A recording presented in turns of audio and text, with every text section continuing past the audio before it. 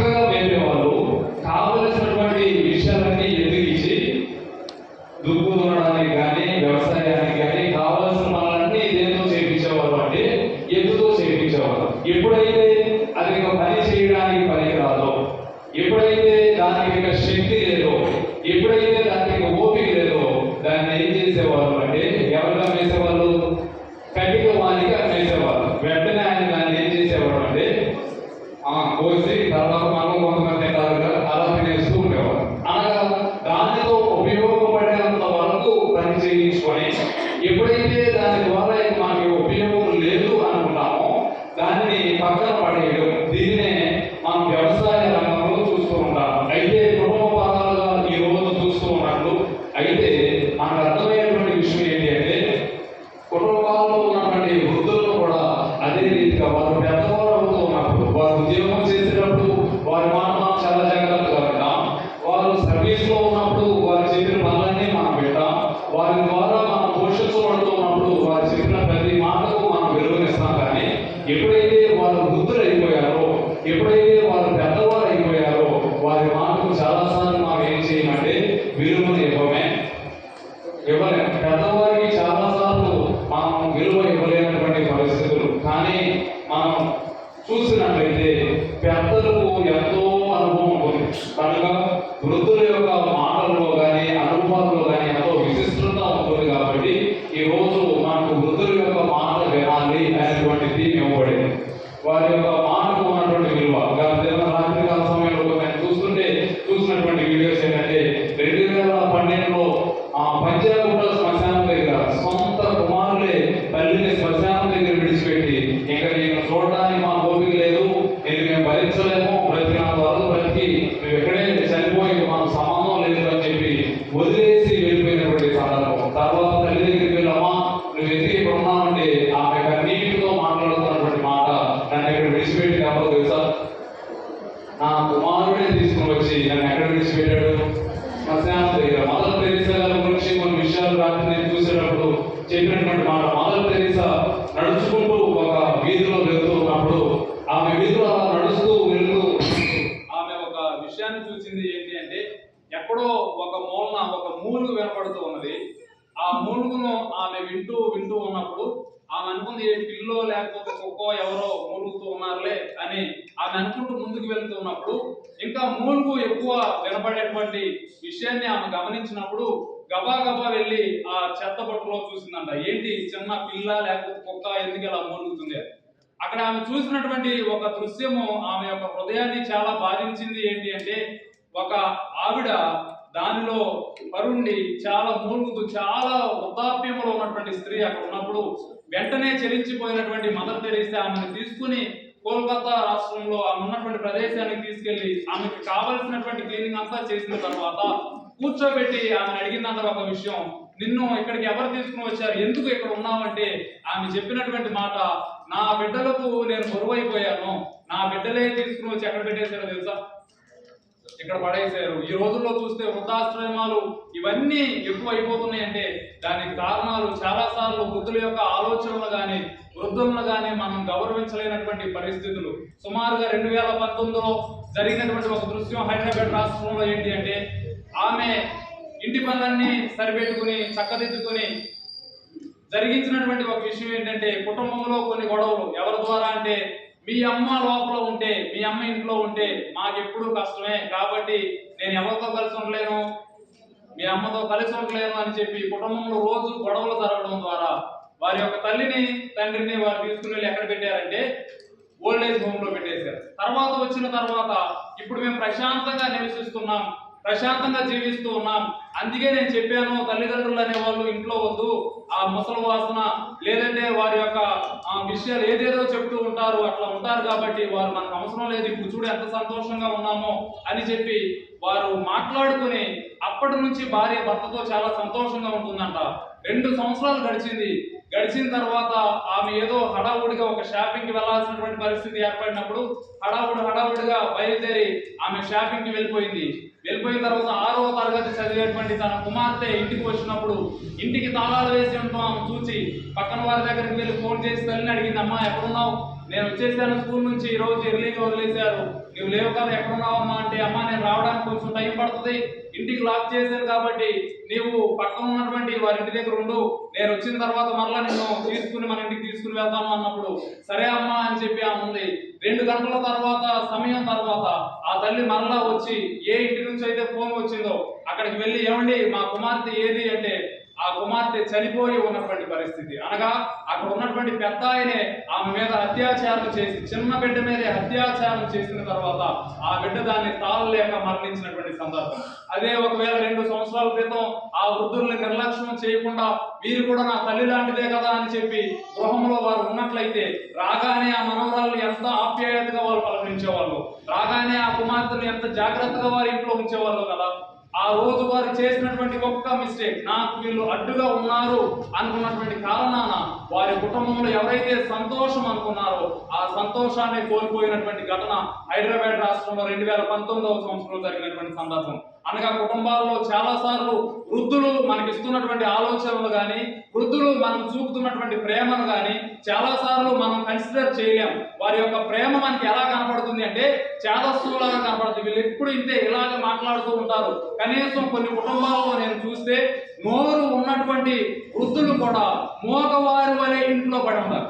అనగా కనీసం నోరెత్తి మాట్లాడడానికి కూడా భయపడతారు. ఏమో ఏ మాట మాట్లాడితే నా కొడుకు ఏమంటాడో, నా కోడలు ఏమంటదో, వారి మధ్యలో ఏం గొడవలు వస్తాయో, లేదంటే ఒకవేళ ఇలా మాట్లాడితే నా మనవుడు కూడా నాతో మాట్లాడు, వాడు నీకేం తెలియదే కామ్గా ఉండి అంటాడు. ఒకవేళ గట్టిగా ఏదైనా మాట్లాడితే డబ్బు కోసమో లేదంటే లాభం కోసం వీటి కోసం తప్ప కనీసం నార్మల్ గా ముసలి వాళ్ళతో మాట్లాడే రోజులు కూడా ఈ దినాల్లో లేదు.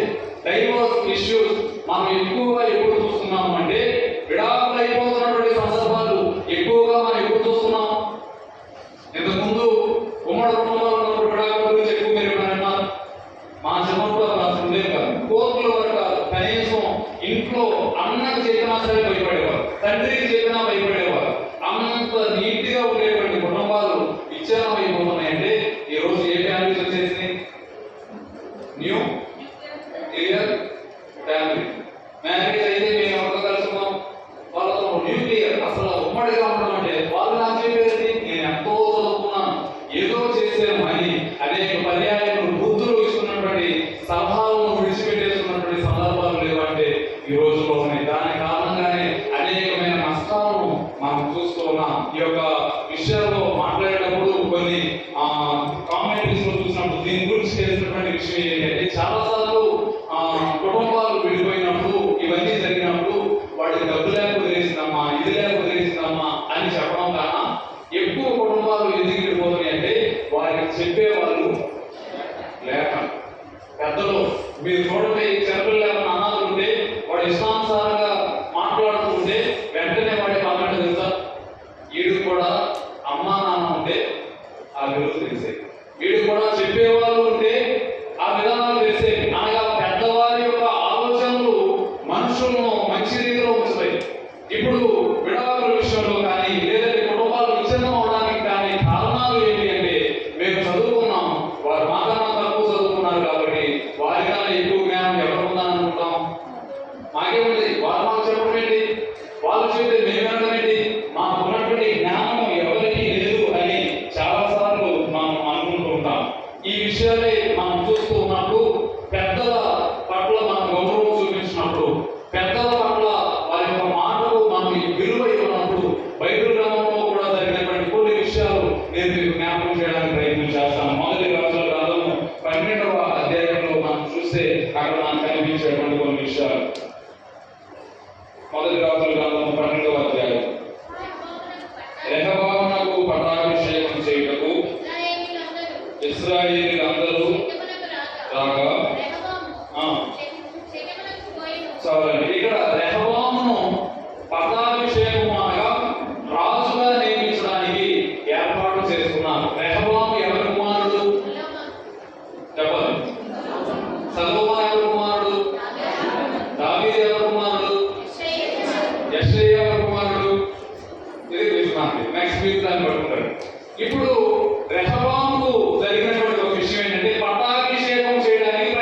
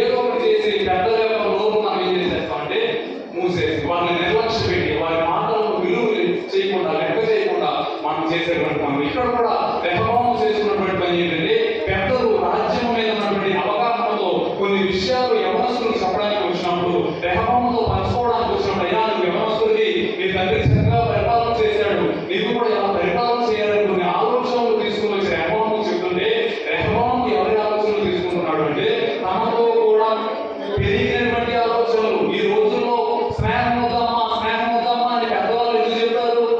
తనతో పెరిగిన వారి ఆలోచనలు మనం ఏం చేస్తాయి తెలుసా? పతనం చేస్తాయి. నీతో పాటే పెరిగి అదే ఏజ్ గ్రూప్ లో ఉన్నటువంటి ఆలోచనలో మనం ఉన్నప్పుడు మనం పతనం చేస్తే అనడానికి మీకు ఎగ్జాంపుల్ చూపిస్తాను. ఇది చేసినటువంటి పని ఏంటంటే ఆ మాటలను నిర్లక్ష్య పెట్టాడు 11వ వచనంలో.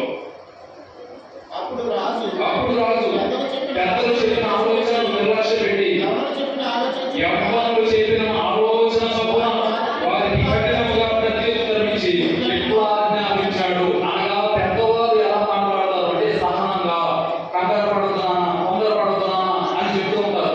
యవ్వనస్తులు చేసుకున్నటువంటి పని ఏంటంటే పెద్దల ఆలోచనలు పక్కన పెట్టేసి యవ్వనస్తుల యొక్క ఆలోచనలు తీసుకొని కఠినముగా ప్రత్యుత్తరం ఇస్తూ ఉన్నాడు. రాజ్యం నాది, నేనేం చేసినా సరే కొనసాగుతుంది, ఇక్కడ నేనే రాజును కాబట్టి ఇక్కడ మాట్లాడడానికి ఎవరు సరిపోరు అని చెప్పి ఇష్టానుసారంగా పరిపాలన చేస్తున్నప్పుడు అదే చివరిలో మీకు జరిగినటువంటి విషయం 19వ వచనంలో ఈ ప్రకారం ఇశ్రాయేలీయుల వారు నేటి వరకు జరుగుతున్నట్లు దావీదు సంతతి మీద తిరుగుబాటు చేశారు. మరి యెరొబోము తిరిగి వచ్చిన ఇశ్రాయేలీయులను విని సమాజంలో కూడి అతని పిలుపు నప్పించి ఇశ్రాయేలీయులందరి మీద రాజుగారు పట్టాభిషేకం చేశారు. యోధా గోత్రీకులు తప్ప దావీదు సంతతి వారిని వెంబడించిన వారు ఎవ్వరును ఇక దావీదు సంతతిని వెంబడించిన వారు ఎవరున్నారు? ఏ ఆలోచన నిర్లక్ష్య పెట్టడం వలన దావీదు తర్వాత సొలొమోను వచ్చాడు. ఎన్నో తప్పులు ఉన్నాయి సొలొమోనులో ఎదిగితే. అన్ని ఉన్నప్పటికీ, అన్ని ఇబ్బందులు ఉన్నప్పటికీ సొలొమోను ఆలోచన ఎవరి ద్వారా వస్తుందంటే పెద్దల ద్వారా. ఏ విషయం మనం చేయాలి, ఏదైనా కండక్ట్ చేయాలి, ఏదైనా చేయాలనుకుంటున్నామో అన్నప్పుడు పెద్దల సలహాలు ఎంతైనా ప్రాముఖ్యమని కనపడుతుంది. ఎప్పుడైతే ఈయన చేసినటువంటి పని, ఎప్పుడైతే రెహబాము పెద్దల మాటలను గౌరవించకుండా ఇష్టానుసారంగా చేశాడో తన రాజ్యాన్ని ఏం చేశాడు తెలుసా? పోగొట్టుకున్నాడు. తన రాజ్యాన్ని ఏం చేశాడంటే వారే తిరగబడి కొట్టే పరిస్థితి వచ్చినట్టే కారణం ఆ రోజు పెద్దల మాట ఏం చేశాడు?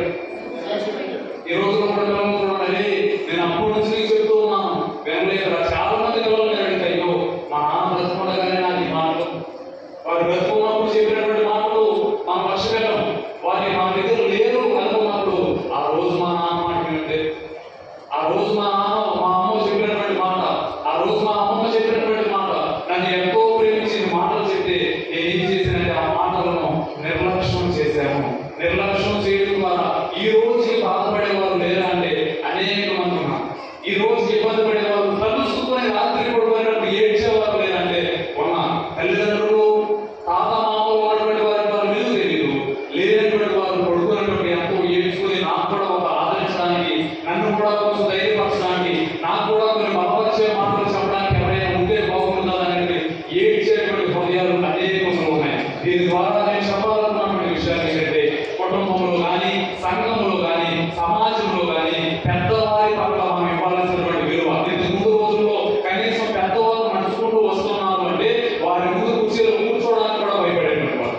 నాకే తెలుసు, మా పర్సనల్ ఎక్స్పీరియన్స్. మా నాన్న కుటుంబంలో పెద్దవాడు. మా నాన్న వచ్చి కూర్చుంటే మా బాబాయ్ మా చిన్నమ్మ కనీసం అక్కడ కూర్చోడానికి కూడా ఉండేవాళ్ళు. లేడీస్ కూర్చుంటే పురుషుడు అక్కడ కుటుంబంలో పెద్ద కూర్చుంటే వెంటనే కూర్చుని కనిపిస్తామంటారా, ఏం చేయమంటారు అని చెప్పి చక్కగా మాట్లాడేవాడు. అన్నయ్య వస్తున్నాడంటే తమ్ముడు గౌరవించేవాడు, తండ్రి వస్తున్నాడంటే కుమారుడు గౌరవించేవాడు. తండ్రి ముసలివాడు అయిపోయినప్పటికీ తండ్రికి వచ్చినప్పుడు కుమారుడు కూర్చొని అతను మాట్లాడేటువంటి మాటలు వినిపించేవాడు. ఇవన్నీ ఎందుకు జరిగేవో తెలుసా? పెద్దల మాట, వారి అనుభవాల గురించి మాకు చెప్తారు. ఈ రోజుల్లో పెద్దవారిని కూర్చోబెట్టి ఎవరు కూర్చున్నారు తెలుసా? ఎవరు కూర్చున్నారు?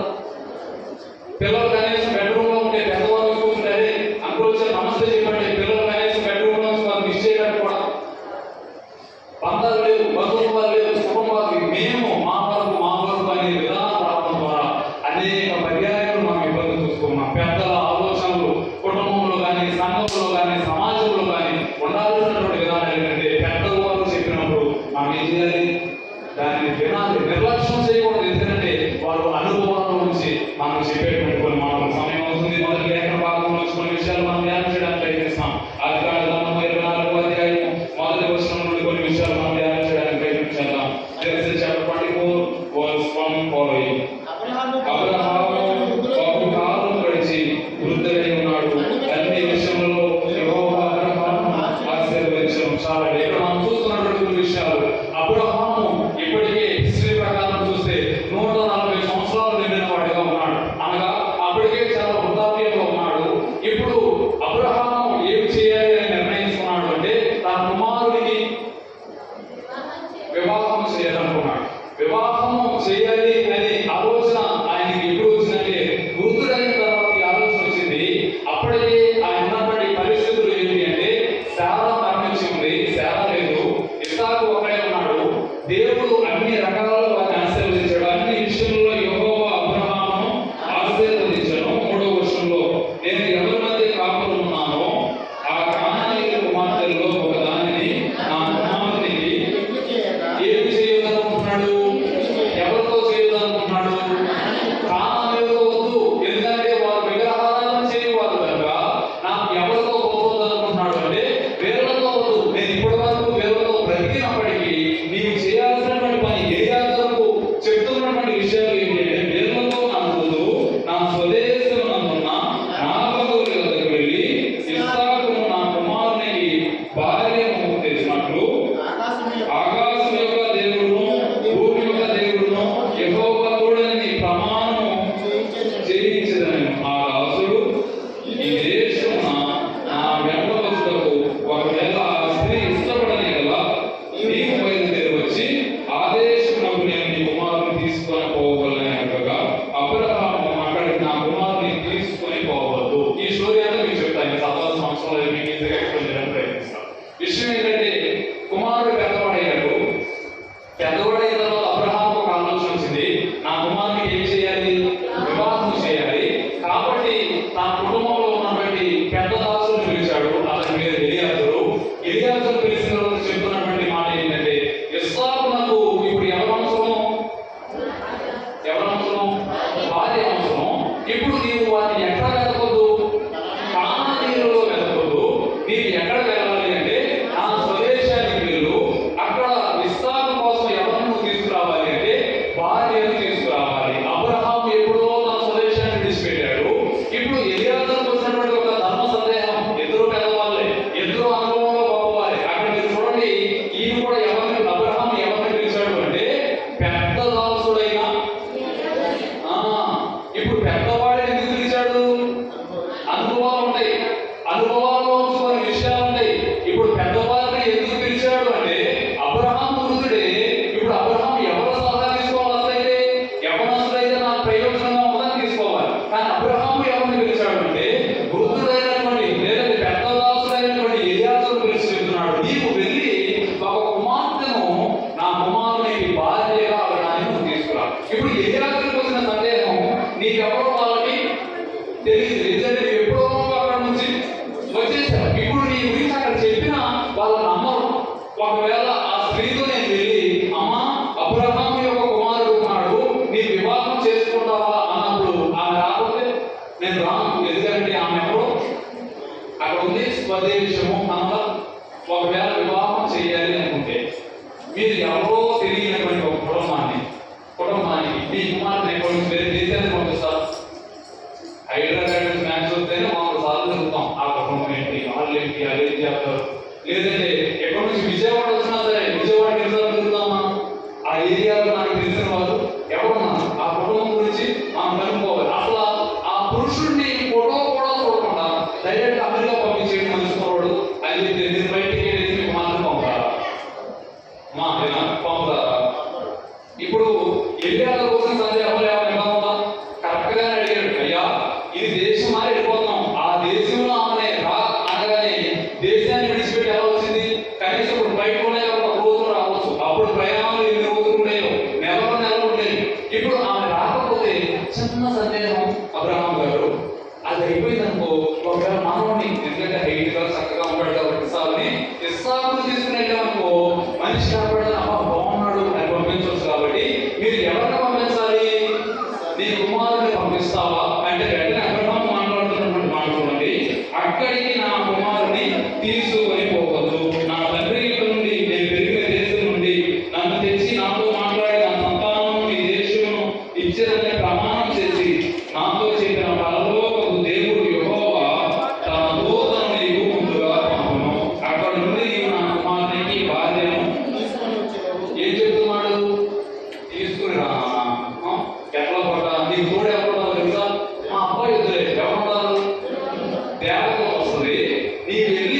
కొద్దిగా తీసుకుని అన్నాడా? ఏమన్నాడు?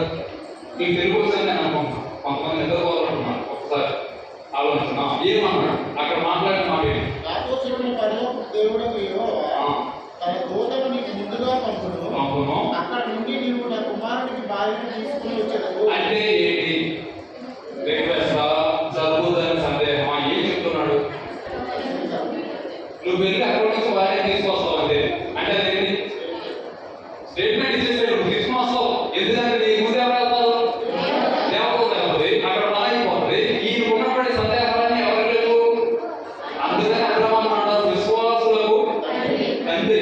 ఎవరో తెలియదయ్యా, నీ కొడుకుని తీసుకెళ్తా కొడుకు అవసరం, నీ ముందు ఎవరు వెళ్తారు? ఇది పెద్దల యొక్క అనుభవం. ఎందుకంటే అనేక పర్యాయాలు అబ్రహాము ఎవరితో కూడా దర్శనాలు చూశాడు అంటే దేవుని దగ్గర నుంచి దిగి వచ్చినటువంటి దూతలతో ఆయన దర్శనాలు చూశాడు కాబట్టి ఖచ్చితంగా చెప్పగలుగుతున్నాడు. నీకు ముందు ఎవరు వెళ్తారంటే దేవదూతలు వెళ్తాయి. నీవు ఆలోచించాల్సిన అవసరం లేదు. నీవు వెళ్ళి నా కుమారునికి భార్యను తీసుకుని వస్తావు అంతే. తీసుకున్నప్పుడు ఎల్లు చెయ్యి రిక్వెస్ట్ ఏమి లేవు. డైరెక్ట్ స్టేట్మెంట్, నువ్వు వెళ్ళి తీసుకుని వస్తావు అని ఎల్లు అని చెప్పి పంపించు. అనగా ఆయనలో ఉన్నటువంటి అనుభవం చూడండి. ఆయనలో ఉన్నటువంటి అనుభవం ఏంటి అంటే దేవుడు ఎట్టి రీతిగా అయినా నా కుమారుని పక్షం నా కార్యం చేస్తాడు అనేటువంటి ధైర్యం అనుభవం తెలుసా? అబ్రహాము ఉన్నప్పుడు ఎలియాజరును పంపించాడు. ఎలియాజరు దేనితో వెళ్తున్నాడు అంటే ఎన్ని ఒంటెలు తీసుకువెళ్తాడు తెలుసా? 10 ఒంటెలు తీసుకుని వెళ్తున్నాడు. అక్కడ సుమారుగా ఒక 3 ఒంటెలు సరిపోతాయి. ఒకటి ఇది తీసుకెళ్ళినటువంటి లగేజ్ అంతా ఒక ఒంటె మీద వేయడానికి, రెండవది ఎలియాజరు ఎక్కి వెళ్ళడానికి. ఒకవేళ అబ్రహాము భ్రమపడుతున్నాడు కాబట్టి దేవుడి చిత్తానుసారంగా అమ్మ ఇస్తే ఆమెను తీసుకురావడానికి ఒక ఒంటె. ఎన్ని ఒంటెలు సరిపోతాయి? ఎన్ని ఒంటెలు తీసుకుని 10 ఒంటెలు. ఆ దినాల్లో ఒంటె అంటే ఆల్మోస్ట్ ఈ దినాల్లో బియ్యం డబ్బులు పాలతో సమానం అన్నమాట. అంత ఉన్నతమైన మాట. బాగా ధనవంతులలో 1-2 ఒంటెలు ఉంటాయి. లేకపోతే అందరూ గాడిదలు వాడేవాళ్ళు. బాగా అఫీషియల్స్ అంటే ఇప్పుడు నాన్న గారు, చిన్న గారు, ఇవి ఎట్లా ఉంటాయి? బెంచ్ గారు ఎలా ఉంటాయో అవి డిఫరెన్స్. గాడిదలు ఇవన్నీ నాన్నలు వాడతారు. బాగా ఉన్నవారు దేన్ని వాడతారంటే ఒంటెలు వాడతారు. అయ్యగారు 3 ఒంటెలు తీసుకునేది చాలు. కానీ ఎన్ని తీసుకుని వెళ్తున్నాడు? 10 ఒంటెలు తీసుకుని వెళ్తున్నాడు. తీసుకుని అక్కడికి వెళ్ళిన తర్వాత ఎలియాజరు మాట్లాడేటువంటి మాటలు మాత్రం ఆయనలో ఉన్నటువంటి అభిమాన్ని వ్యక్తపరుస్తాయి. ఆయన మాట్లాడేటువంటి మాటలు చూడండి 14 వచనంలో. కాబట్టి నేను త్రాగుతున్నట్లు నీవు దయచేసి నీ గడవను పంచమని నేను చెప్పగా నీవు త్రాగు, నీ ఒంటెలు నీకు పెట్టదని ఏ చిన్నది చెప్పునో ఆమె నీ సేవకుడైన ఇస్సాకు కొరకు నీవు నియమించినదై ఉండును గాక. హల్లెలూయా, హల్లెలూయా. ఎలియాజరు చూస్తున్నటువంటి ప్రత్యేకతలు చూడండి. ఇప్పుడు అబ్రహాము ధనవంతుడా పేదవాడా? ఎంత ధనవంతుడు? బహుధనవంతుడు. ఆయన ఇంట్లోనే ఎంతమంది కనబడుతున్నారు? ఇప్పుడు ఎంతమంది ఉన్నప్పుడు ఎలియాజరు చూడాల్సినటువంటి విషయం ఏంటి? చూడండి. ఇప్పుడు మీ కొడుక్కి 10 కోట్లు ఉన్నాయి. కోడలు ఎలా రావాలనుకుంటారు? కనీసం ఒక 5 కోట్లు. కట్నం ఎంత కావాలి? అమ్మ ఎలా ఉండాలి? అంటే మీకు ఇవన్నీ ఎందుకు చెప్తున్నా అంటే ఎలియాజరు ఇవన్నీ చూడకుండా ఆయనలో ఉన్నటువంటి అనుభవం చూడండి. వెళ్ళారు. ఇస్సాకును చూసిందా? ఇంకా చూసినా? చూడండి. ఇప్పుడు ముఖంగా పరిచయాలు లేవు. డైరెక్ట్ వెళ్ళాడు. ఇస్సాకు గురించి చెప్తాడు. ఈయన రిక్వైర్మెంట్ ఏంటంటే ఇప్పుడు 300 పైసలుగా పని చేసే వాళ్ళు ఉంటే మరి ఫార్మర్స్ పని చేయాలా? చెప్పండి. పని చేసే వాళ్ళు ఎంతమంది ఉంటే ఆయన ఏం కోరుకోవాలి? ఏంటి ఏరేస్తే కందిపోవాలి. అసలు ఆమె పుట్ట బొమ్మలాగా ఉండాలి. అసలు ఆమె చూడగా అమ్మో రాణిలాగా ఉండాలి. అసలు ఆమె పని అంటే తెలియకుండా ఇలా నడుస్తూ ఉన్నప్పుడే పూల మీద పూల పాట మీద నడవాలి. మనం బెంచుదారులు తిరిగారు, బియ్యం డబ్బులు తిరిగినా మా రేంజ్కి తగినట్టు మనం చదువుతున్నాం. మా రేంజ్ తగ్గకూడదు. మనం రేంజ్ తాగదు. కానీ ఇక్కడ రేంజ్ ఏంటో తెలుసా? ఎలియాజరు చెప్తున్నాడు ఆమె ఏం చేసేదిగా ఉండాలి? పని చేసేదిగా ఉండాలి. ఆమె ఒంటెలకు ఆమె జంతువులకు కలిగినటువంటి శ్రమను కూడా తన శ్రమగా తీసుకోవాలి. ఎందుకంటే అక్కడ చేయాల్సినటువంటి పాత్ర ఒకటి తల్లి స్థానాన్ని భర్తీ చేయాలి ఇస్సాకుకి, 2 భార్య స్థానాన్ని భర్తీ చేయాలి, 3 యజమానురాలుగా అక్కడ ఉండాలి, 4 దేవుని విశ్వాసురాలుగా ఉండాలి. ఇప్పుడు ఎంత ఉన్నతమైనది ఏకైకగా ఉంటే పర్వాలేదు కాబట్టి ఆమె ఏ పరిస్థితుల్లో ఉన్నా ఎలా ఉండాలి అంటే దేవుని యొక్క వైభక్తులు కలిగి పెద్ద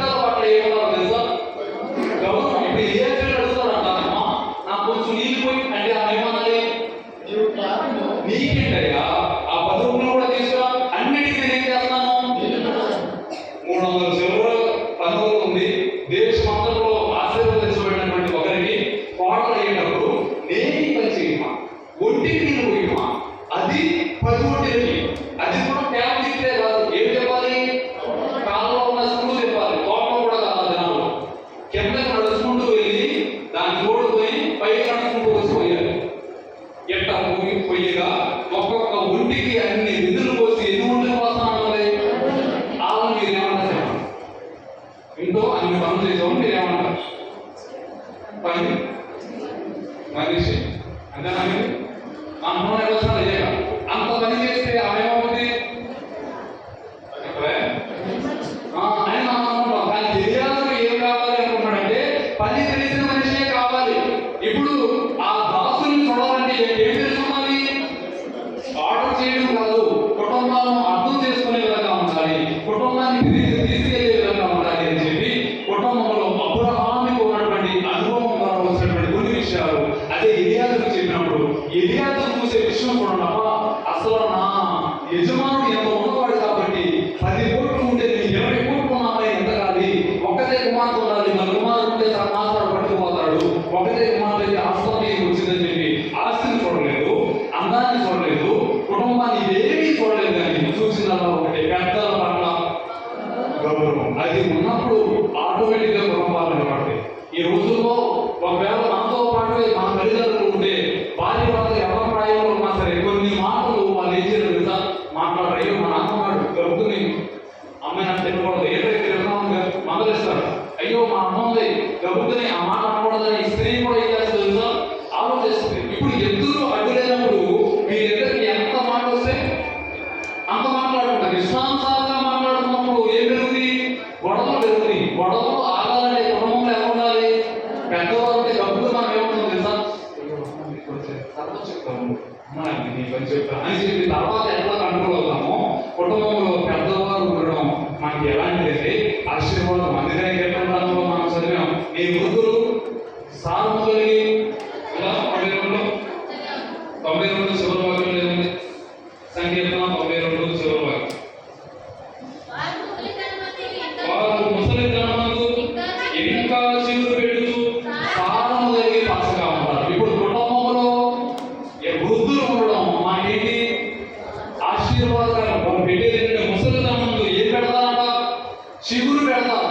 ముసలితనమందు మళ్ళా చిన్న పిల్లల వలె వారు చిన్నపిల్లలు అయిపోతారు. చిగురు పెట్టి ఎలా ఉంటారు అంటే సారము కలిగి పచ్చగా. కుటుంబాలు కొన్ని పచ్చగా ఉండాలి అంటే కుటుంబంలో ఎవరు ఉండాలి, పెద్దవారు ఉండాలి, ఆలోచన చెప్పేవారు ఉండాలి. సామెతల గ్రంథం ఉంటుంది, ఆలోచన గ్రంథంలో ఉండటం ఆశీర్వాదం.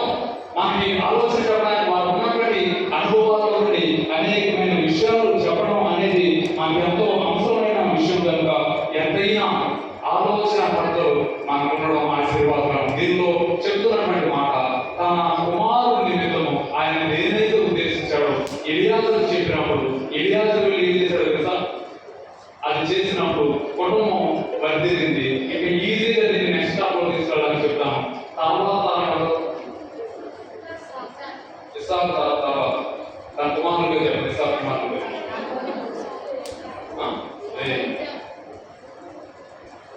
ఇస్సాకు కుమారులు ఎంతమంది, ఇద్దరు. వాళ్ళ పేర్లు యాకోబు.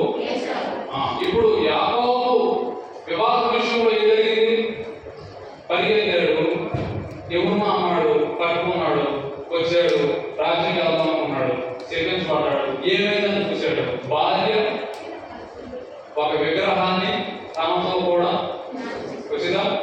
ఇప్పుడు ఇస్సాకు విషయంలో అద్భుతమైన కుటుంబం యాకోబు విషయంలో ఎందుకు పడిపోయింది, ఇక్కడ ఎవరు ఆలోచన లేదు, ఆలోచించాలి. ఏంటి నా ముక్కు ఎత్తుగా ఉంది, ముక్కు ముందు ఉంది, పొల్లు ఎత్తుగా ఉంది, అంత చూడడానికి చిరాకుగా ఉంది, అన్నంగా ఉన్న అవసరం పెట్టి అంతకుమించి ఏం లేదు. ఇక్కడ నేను చెప్పాలనుకునేటువంటి విషయాలు ఏంటంటే మనము అనుభవపూర్వకంగా పెద్దవాళ్ళు ఎందుకు చెప్తాము అంటే అటు 7 తరాల కుటుంబం మంచిది, వారి పెరిగిన విధానాలు మంచిది. అప్పుడు కుటుంబం ఏమవుతుందంటే ఏమవుతుంది, సంతోషంగా ముందుకు సాగుతుంది. కాబట్టి అనుభవం నుండి పెద్దల అనుభవం నుంచి అబ్రహాము తర్వాత తరం ఎలా వెళ్ళింది, ఇస్సాకు తరం ఎలా వెళ్ళింది, ముందుకు మీరు చూస్తే అనేకమైన విషయాలు మీరు చూడగలరు. అనగా మనం పెద్దల పట్ల ఏం చేయాలి అంటే గౌరవించి వారి యొక్క మాటకు ఏం చేయాలి అంటే విధేయత చూపించే వారిగా మనం ఉండాలి. రెండో విషయాన్ని నేను జ్ఞాపకం చేయడానికి ప్రయత్నం చేస్తాను. లోకాసు వార్త 1వ అధ్యాయం, సమయం అయిపోతుంది, నేను ముగించడానికి ప్రయత్నం చేస్తాను. లోకాసు వార్త 1వ అధ్యాయం 5వ వచనం నుండి 7వ వచనం వరకు ఉన్నటువంటి కొన్ని విషయాలు. యోదయ దేశపు రాజు అయిన హేరోదు దినములలో అబియాతారు యాజకుడును అతని భార్య అబ్రోను కుమార్తెలలో ఒకటి, ఆమె పేరు ఎలిజబెతు. వీరిరువురు ప్రభు యొక్క సకలమైన ఆజ్ఞల చొప్పున న్యాయ విధుల చొప్పున నిరపరాధులుగా నడుచుకొనుచు దేవుని దృష్టి నీతిమంతులై ఉండిరి. ఎలిజబెతు గొడ్రాలైనందున వారి పిల్లలు లేకపోయి వారిద్దరూ బహుకాలం గడిచి ఏమైపోయారు? వృద్ధులైపోయారు. వృద్ధాప్యంలో జరుగుతున్నటువంటి ఒక విషయం ఏంటి అంటే, ఎలిజబెతు జకరియా వారు వృద్ధులయ్యారు. వారికి ఎవరు లేరు, కానీ వారికి దేవుని పట్ల ఏముంది? విశ్వాసం ఉంది. వారు బహువృద్ధులయ్యారు, కానీ వారు చూపుతున్నటువంటి విషయం ఏంటంటే, వారిరువురు ప్రభు యొక్క సకలమైన ఆజ్ఞల చొప్పున న్యాయ విధుల చొప్పున ఎలా ఉన్నారు? నిరపరాధులుగా ఉన్నారు. దేని పట్ల? ప్రభు యొక్క ఆజ్ఞల పట్ల. దేవుని యొక్క ఆజ్ఞను ఆచరించే వాళ్ళు ఏదైతే 5వ వచనంలో కనిపించేటువంటి ఒక వ్యక్తి యోదయ దేశపు రాజైన హేరోదు. హేరోదు గురించి మీకు కొన్ని విషయాలు చెప్తాను. ఆయన వృద్ధుడే. హేరోదు వృద్ధాప్యంలో ఉన్నప్పుడు ఆయన దేశంలో ఎలా ఉన్నాడు అంటే రాజుగా ఉన్నాడు. ఇప్పుడు హేరోదు రాజుగా ఉన్నప్పుడు జరిగినటువంటి విషయాలు అంటే, సుమారుగా 9 వివాహాలు చేసుకున్నాడు హేరోదు. వారిలో సగం కుమారుడు కూడా ఆయనకి జన్మించినప్పుడు కుమారుడు పెద్దవాడయ్యాడు. ఆయన పెద్ద కుమారుడు పెద్దవాడైనప్పుడు ఇక్కడ జరుగుతున్నటువంటి విషయాలు ఏంటంటే, నా కుమారుడు ఒకవేళ పెద్దవాడైతే ఇప్పుడు కుమారుడు ఏం చేస్తాడు అంటే, నా తర్వాత నా రాజ్యాన్ని పరిపాలిస్తాడు. ఒకవేళ నన్నే కాదని నా రాజ్యాన్ని పరిపాలిస్తాడేమో అని చెప్పి తన సొంత కుమారుడిని, ఎవరి సొంత కుమారుడిని చెప్పాలి, మీకు అర్థం లేదా? హేరోదు సొంత కుమారుడిని చంపింది ఎవరు తెలుసా? హేరోదు చంపించాడు.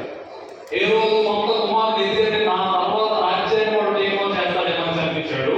9 మంది భార్యలు. ఇప్పుడు ఆయన ఒక విషయం తెలిసింది ఏంటంటే, ఇప్పుడు ప్రభు అయిన యేసుక్రీస్తు వారు పుడతారు. ఆయన ఎవరు? రాజులకు రాజు. ఇప్పుడు నా దేశాన్ని ఎవరు పరిపాలిస్తారు? ఆయన పరిపాలిస్తాడు. కాబట్టి 2 సంవత్సరాల లోపు ఉన్నటువంటి వారందరినీ ఏం చేయమన్నాడు? చూడండి, వృద్ధుల్లో కూడా తేడాలు ఉంటాయి. నేను వృద్ధుల గురించి పాజిటివ్గా చెప్పేటప్పుడు మీకు సంతోషమే, కానీ వృద్ధుల్లో కూడా ఏ పెట్టేవాళ్ళు తెలుసా? పొలం పెడతారు, చిచ్చులు పెడతారు, ఇంట్లో అందరూ ఉంటారు అంటే గొడవలు సపోర్ట్ చేయట్లా, గొడవలు కూడా ఇంటి పెడతారు, ఆ ఇంటి పెడతారు. ఎటు పెట్టి ఏది చేసినా ఇద్దరులో కూడా ఉంది. ఒకటి, వృద్ధులలో జాగ్రత్తగా నడిపించే వాళ్ళు ఉంటే, వృద్ధుల్లోనే కుటుంబాల్లో కలహాలు లేని వాళ్ళు కూడా ఉన్నారు. కుటుంబాల్లో భర్త వెళ్ళిపోగానే ఏమో చెప్పే మాటలు, ఇక్కడ జరిగినటువంటి కొన్ని విషయాలు భర్తకు చెప్పేటువంటి, ఆ భర్త అంటే వాళ్ళ కుమారుడికి చెప్పేవి, వారిరువురికి మనస్పర్ధలు వచ్చేది ఎవరు చేస్తారు తెలుసా? వృద్ధులే. బాగు చేసేది కూడా ఎలిజబెతు, హస్బెండ్ పేరు జకరియా. వారిరువురు ఎవరు? వృద్ధులే. ఇప్పుడు ఈ ఏమెవరు? రాజు. హేరోదు ఎవరు? వృద్ధులే. ఇద్దరు వృద్ధులే, కానీ వీరు సకలమైన ధర్మాలను పాటిస్తూ ఉన్నారు. దేవుని సన్నిధిలో నిరపరాధులుగా దేవుని యొక్క సువార్త కోసం, దేవుని యొక్క పని కోసం నేనేం చేయాలి అని ఆలోచిస్తుంటే, ఇతరులు ఎలా నాశనం చేయాలి, ఇతరులు శిష్యులు ఎలా పెట్టాలి, ఆల్రెడీ ఎవరు లేకుండా వృద్ధులే నేను చూసాను చూడలేదా అని చెప్పి ఇంటి దగ్గర ఖాళీ ఇంకో మాట వేస్తాం. వెంటనే అక్కడ ఏదైంది? అడిగో కూడా మనకు తెలియదు, ఏదో చూసాం, అందులో మనం కళ్ళతో పెట్టుకోం. ముసలో మనం చూపించుకోవడం చూడదుగా, కళ్ళతో పెట్టుకున్న మసకాలతో ఏదో పోతాం. ఎవరిలో కూడా తెలియదు. కుటుంబంలో ఏం పెట్టామా? మన వెళ్ళినట్టున్నారు. ఇల్లు కాదా? ఇల్లు కాదంటే అసలు ఆ భవనం కూడా కాదో తెలియదు, కానీ అదే ఇక్కడ ఈ రోజు లోపల బొమ్మ, నేను ఇంట్లో బొమ్మ కూర్చుంటే అయ్యారు మనం పక్కన నాకు కనిపించారు, నైట్ బర్త్డేస్ వెళ్తున్నాను. ఆ రోజు నాకు లేదు, ఇక్కడే ఉన్నా. నేను లేనమ్మా ఈ రోజు, అసలు నేను ఆ రోజు లేదు. ఆ రోజు ప్లస్ ఏంటంటే నేను అసలు ఈ ఊరిలోనే లేను, విజయవాడలో ఉన్నా. ఏ రోజు కనిపించేది మీకు ఆలయంలోనే కనిపిస్తే ఈ రోజు లేదు, ఆ రోజు నేను విజయవాడలో ఉన్నాను. ఇప్పుడు ఉన్నా ఆల్రెడీ మాట్లాడుతున్నాను. విజయవాడలో ఉన్నానంటే వెంటనే అంత నేను ఎక్కడ అంటే అక్కడ కనిపించేది గారు. మీరు అనుకున్నా కనిపించే అని ఆ విషయం నా దాకా వచ్చింది కాబట్టి అది క్లారిఫై అయింది. లేని పక్షంలో అసలు ఎవరో కూడా తెలియదు. అసలు వీళ్ళు ఉంటారు, అయ్యో కుమారుడు ఇది కాదు అనే వాళ్ళు కూడా ఉంటారు. ఆ రోజు అసలు ఇక్కడ లేదు కాబట్టి వాళ్ళు అడిగింది వెంటనే క్లారిఫై చేశారు. మీకు అర్థమైపోయింది, అర్థమవుతుంది, ఎందుకు అన్నట్టు చెప్తారు, రుజువుతో సహా నిరూపిస్తారు. అనగా జరిగేటువంటి విషయాలు కొన్నిసార్లు మనం తెలియకుండానే అనేటువంటి మాట ఎక్కడ వరకు చేస్తుందంటే, అది నామక రాకపోతే ఏమనుకుంటారు?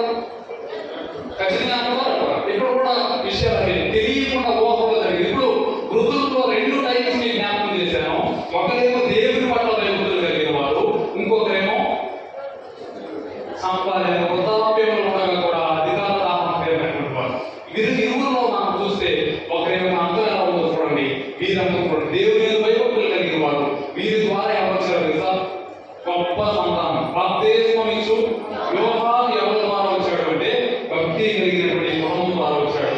దేవుడికి ముందుగా పాట వేయడానికి దేవుడు నిలబెట్టుకున్నటువంటి కుటుంబం. అబ్రహాము కూడా అతని ఆలోచన చూడండి.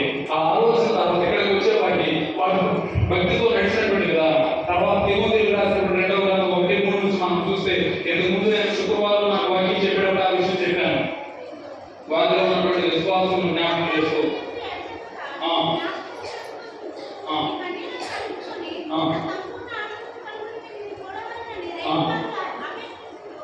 ఆ విశ్వాసం మొదట నీ అబ్బాయి లోయలోను నీ తల్లి వసించను అది నా ఎందుకు కూడా సాహసిస్తున్నది. నేను చూస్తే పౌలు తర్వాత తరాన్ని తయారు చేసుకున్నాడు. పౌలు తరం అయిపోతుంది. ఇప్పుడు తర్వాత తరాన్ని తయారు చేయడానికి ఎవరు ఎన్నుకున్నాడు తెలుసా? తిమోతిని ఎన్నుకున్నాడు. తిమోతిని ఎన్నుకోవడానికి కారణం అతని అవ్వ అయినటువంటి తర్వాత తల్లి అయినటువంటి ఏమి ఉంది మీ ఊర్లో అంటే నీ యందు నిష్కపటమైన విశ్వాసం. ఏ విశ్వాసం? కపటమైన విశ్వాసం కాదు. కపటమైన మాటలు వినాలా? అసలే అయ్యాక నామం విశ్వాసం ఏమవుతుంది? కపటమైనటువంటి మాటలు మనం వినేది. ఇక్కడ నిష్కపటమైనటువంటి విశ్వాసము నీ పెద్దల ప్రకారము నిర్మలమైన ఏమనసాక్షిది? మనస్సాక్షి. ఫస్ట్ ఎవరిలో ఉందంటే మీ మా అమ్మలో ఉంది, తర్వాత మీ అమ్మలోకి వచ్చింది. ఇప్పుడు అది నీలో కూడా సహవసించుతున్నది అని నేను ఎలా నమ్ముతున్నాను? రూఢిగా నమ్ముతున్నాను అని అపోస్తులైన పౌలు అంత పరిచర్య చేసి తర్వాత పరిచర్య అప్పగించడానికి నిలబెట్టుకున్నటువంటి వ్యక్తి తిమోతి. ఎందుకంటే రీతిగా వచ్చారంటే వారి మామలో ఉన్నటువంటి విశ్వాసం, తల్లిలో ఉన్నటువంటి విశ్వాసం కుమారుడికి వచ్చి తర్వాత తరాన్ని ముందుకు తీసుకువెళ్ళేలాగా చేసింది. ఒకటి అబ్రహాములో ఉన్నటువంటి అనుభవం ద్వారా సకల కుటుంబాన్ని ఏర్పాటు చేసుకున్నాడు. తర్వాత మనం ఎలిజబెత్ జీవితంలో చూసినట్లయితే ఇరువురు వృద్ధులను మనం చూసాం. దేవుని యొక్క పరిచయం ముందుకు వెళ్ళడానికి వారు బాప్తిస్మం నుంచి యోహాను ఇస్తే ఇక్కడ ప్రత్యేక పాఠ్యభాగం పోసేవాడికి ఈ వృద్ధుల ద్వారా ఆ మామలో ఉన్నటువంటి విశ్వాసం. కొన్నిసార్లు మనం చెప్తాం అచ్చం మీ మామలో ఉన్న సాయి చెప్పేది నీ దగ్గర ఉన్నాయి. అచ్చం మీ మామ ఇళ్ళకి పొలం పెట్టేది మీరు కూడా అయ్యే సహవసిస్తున్నాయని రూఢిగా నమ్ముతున్నాను. మీ మామలో ఉన్నటువంటి కపటమైన మాటలని నీలో కూడా వచ్చినాయని రూఢిగా. కొంతమందికి ఇచ్చిన విషయాలు వినపడదు. ఆ మాట చెప్పిన వినపడాల. కొన్ని అది వినపడకుండా సీక్రెట్ మాట్లాడి కూడా మన ప్రణవ్ గారు విన్నా నీకు చెప్పలేని కూడా వినపడతాయి. కొన్ని ఎట్లా కదా ఇట్లా చేసుకున్నాం నాకు వినపడలో నా పేరు చెప్పారు నీ అనుభవంతో చెప్పారు. కొన్ని వినపడవు. కొన్ని నీకు చెప్పినా వినపడవు. కొన్ని నీకు వద్దని రాసినా తర్వాత తరానికి నీవేమో చేస్తుంది. తర్వాత తరానికి వృద్ధాప్యంలో మనసున్నాం. వృద్ధాప్య దశలో మీరున్నారు. దేవుని యొక్క వాక్య ప్రకారం చెప్పి నీ వృద్ధులు స్థానం కలిగి పచ్చగా ఉంటారు. నీ కుటుంబం పచ్చగా ఉండాలి అంటే మొట్టమొదటి యవనస్తులకి నిలిచేటువంటి సలహా నీ కుటుంబంలో ఎవరు ఉండాలి? అనుభవజ్ఞులైనటువంటి వృద్ధులు ఉండాలి. వారి మాటలు నీవు వినాలి. వృద్ధుల మాటలు నీవు ఏమి చేయకూడదంటే నిర్లక్ష్య పెట్టకూడదు. వారి అనుభవాల నుండి చెప్పే ప్రతి మాట మాకు ఉపయోగకరంగా ఉంటుంది. ఇది యవనస్తులకు ఇచ్చేదైతే వృద్ధులకు నేను ఇచ్చేటువంటి సలహాలు ఏంటంటే మీరు చేసేటువంటి కుటుంబాలలో ఏదైనా ఇబ్బందులు తలెత్తినప్పుడు దాన్ని అణిచేవారిగా ఉండాలి కానీ ఇబ్బందులు రేపేవారిగా ఉండకూడదు. మీరు కుటుంబానికి ఆశీర్వాదం అవ్వాలి కానీ మీరే కుటుంబం విడిపోవడానికి కారణం అవ్వకూడదు. వృద్ధులకి రీతిగా ఉండాలి. బిడ్డలైన వారిని గౌరవిస్తూ ఉండాలి. ఇలా ఇద్దరు కలిసి వెళ్ళినప్పుడు తర్వాత జనరేషన్ ఏమొస్తుందంటే అదే విశ్వాసాన్ని ముందుకు తీసుకెళ్ళేటువంటి విధానం. అబ్రహాము తర్వాత ఇస్సాకు ప్రత్యేకంలో చూస్తే ఎలిజబెత్ వారు చేసినటువంటి పని ద్వారా తర్వాత పత్రిక పాఠ్యభాగం చూస్తే తిమోతి వారి యొక్క మామలో తర్వాత అమ్మలో తర్వాత వీరు అదే విశ్వాసం. ఈ తర్వాత తరానికి కూడా అటువంటి విశ్వాసాన్ని అందించే వారిగా వృద్ధులు ఉంటూ సంఘానికి కుటుంబానికి సమాజానికి పక్షగా సాధన కలిగి ఈ జాడలు సాధన వెనకలు దేవుని యొక్క వాక్యంలో అటు రీతిగా వృద్ధులందరూ మన కుటుంబానికి అదే విధంగా మన సంఘానికి మన సమాజానికి ఆశీర్వాదకరంగా ఉందరు కాక. ప్రార్థన కృపగలిగిన మా దేవాలయ రాజా నీ ప్రశస్తమైన పాదశాలి తీసేది ఈ యొక్క ఉదయకాల సమయంలో ప్రార్థించడానికి సందర్భంగా మీకు వందనాలు ప్రభువా. అనేక పర్యాయములు మేము పెద్దల మాటలు లక్ష్య పెట్టగా అనుభవములు చెప్పేటువంటి మాటలు నిర్లక్ష్యం ఉంచడం ద్వారా ఏ రీతిగా అయితే సొలొమోను కుమారుడు ఆ రాజ్యాన్ని పోగొట్టుకున్నాడు అట్టి రీతిగా మేము పోగొట్టుకునగా పెద్దల మాటల పట్ల గౌరవిస్తూ వారి మాటలను విలువిస్తూ ఆ మాటల ప్రకారం మేము నడవడానికి ప్రభువును ప్రేమించండి. అయితే వృద్ధులు కూడా కుటుంబంలో ఆశీర్వాదకరంగా కుటుంబాన్ని కలిపే వారిగా ఉంటూ ముందుకు సాగాలని సహాయం చేయమని ప్రతి నీ బాధను సమర్పిస్తూ యేసు నామమున అడిగి వేడుకుంటున్నాము తండ్రి.